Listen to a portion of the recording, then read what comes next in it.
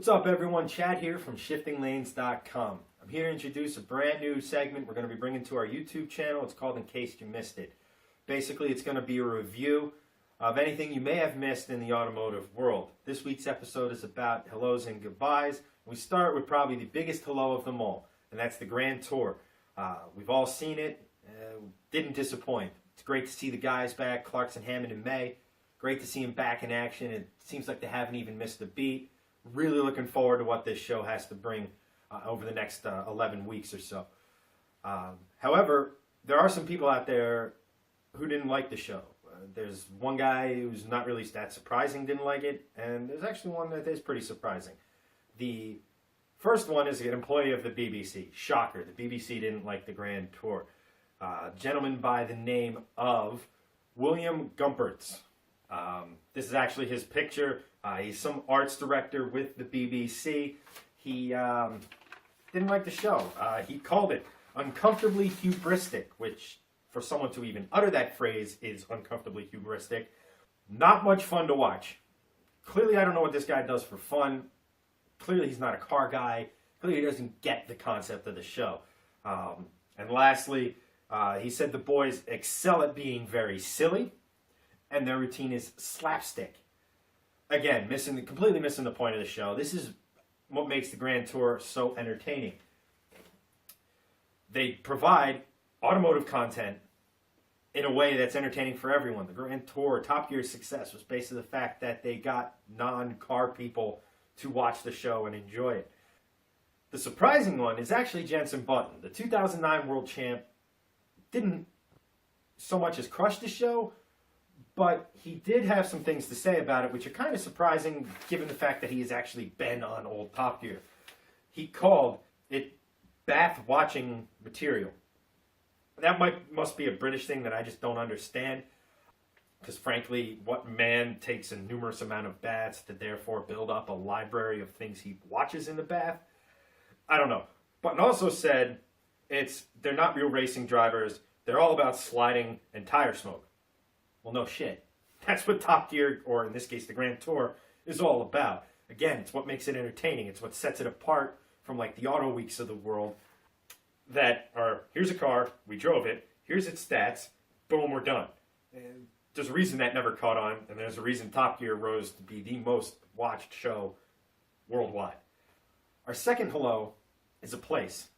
It's located in Montville, Connecticut, and it's called NASKART. What it is a gigantic indoor go-kart facility, housing two separate tracks, but when you combine them, it creates one ginormous track, which is actually the world's largest indoor go-kart track.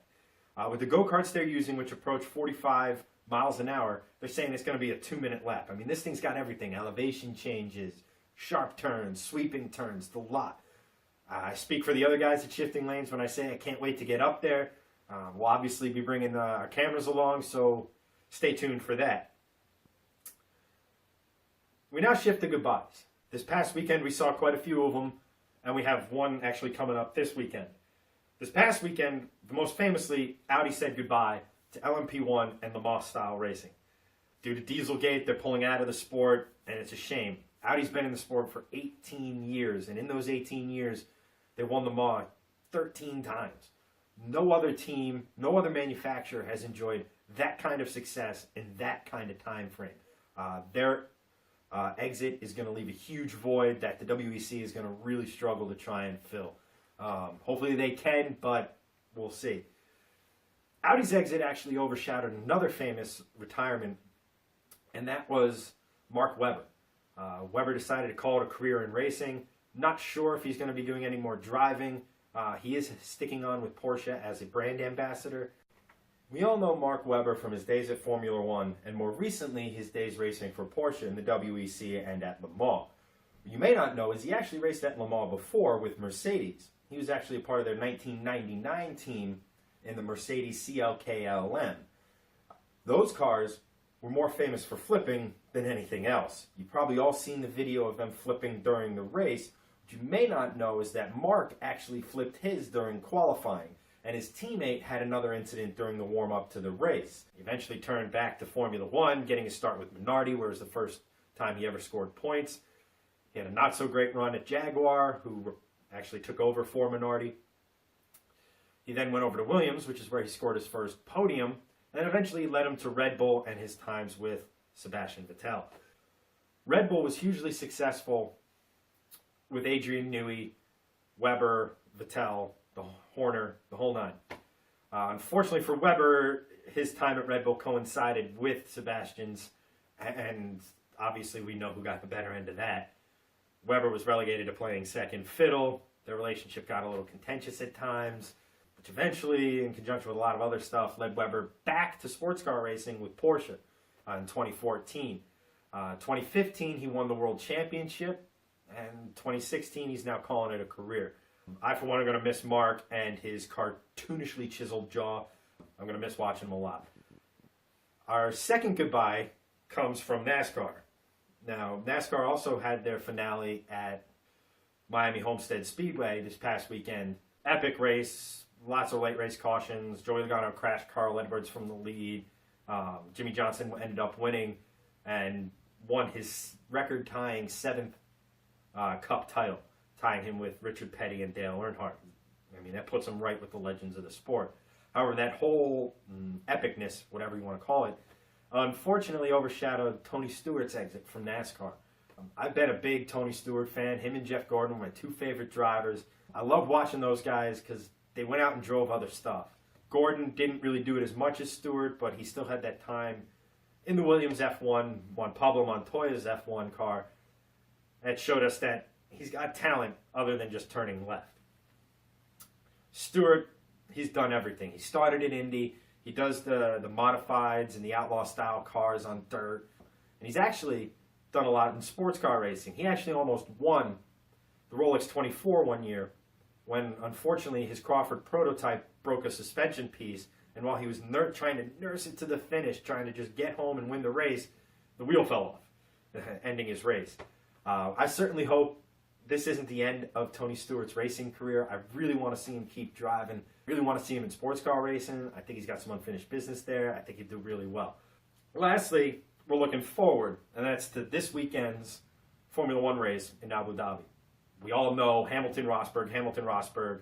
All Rosberg's got to do is finish third or better. He's world champion. Hamilton needs to win and needs Rosberg to finish fourth or worse in order to defend his title.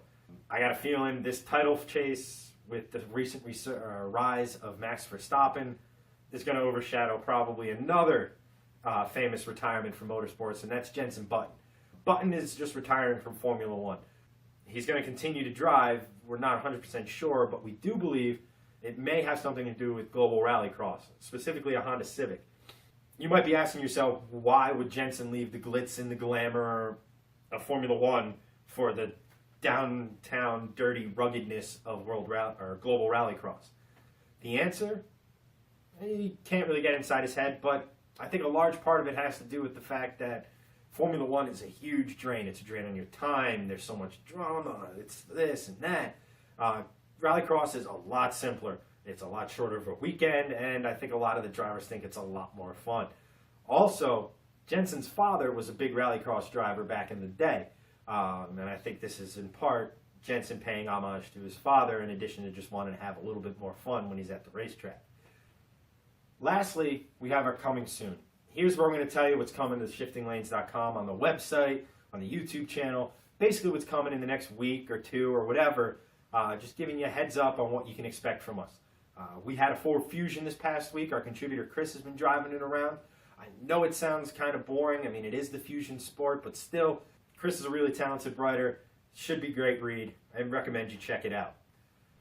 Secondly, Hanson has been out in Los Angeles the past 2 weeks. He was at the LA Auto Show. I'm sure you've seen a lot of his stuff from there. He's also been driving a Nissan 370Z, and if that wasn't enough, he's had an Evo Final Edition. I look forward to seeing his stuff on that coming soon. Lastly, end of this month, beginning of next month, we're going to be getting an IS from Lexus. I don't know if you could tell behind me, however, this is my 2002 Lexus IS 300. I'm not going to go into great detail about it for a couple reasons. Number one, I got a plan for this car. Unlike Greg, if you saw his video, he's asking you what he should do to make it go faster. I kind of know what I want to do. Secondly, I'm going to be telling you all this stuff when we do the IS video, kind of an old versus new kind of a thing. I think you're going to kind of have a rough idea on where I stand. However, we're going to be bringing you that video as well. Should be a lot of fun. Look for that in December. And that's it. Thanks everybody so much for watching. If you like our stuff, please subscribe to our YouTube channel. We're actually going to be bringing you a lot more stuff than we have in the past, so definitely really excited about that. Find us on Facebook, facebook.com/Shifting Lanes. That's where we route everything, so if you want to stay up to date on the latest from Shifting Lanes, our Facebook page is the place to get it. Thanks again for watching, and I'll catch you next time.